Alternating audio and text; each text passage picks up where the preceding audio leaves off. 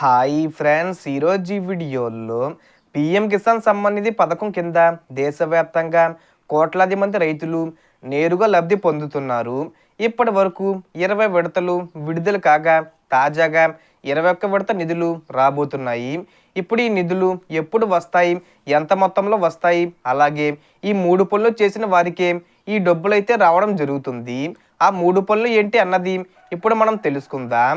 And video మిన్నస్తే like చేసి share చేసి subscribe చేసుకోండి ఫ్రెండ్స్. సో ఏమాత్రం లేట్ చేయకుండా వీడియోకి వెళ్ళిపోద్దాం.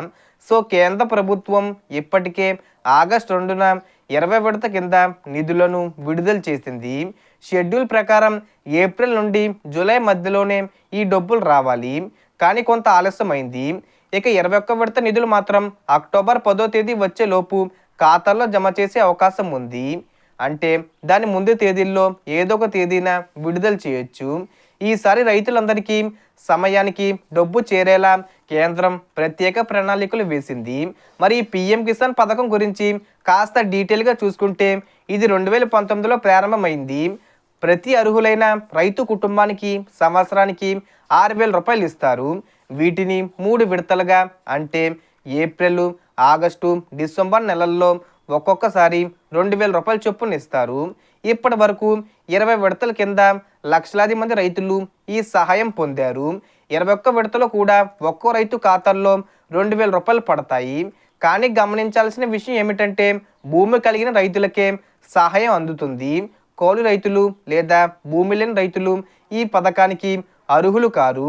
అందుకే కౌలు రైతులకు సహాయం చేసేందుకు రాష్ట్ర ప్రభుత్వాలు వేరే ప్రత్యేక పథకాలను అమలు చేస్తున్నాయి.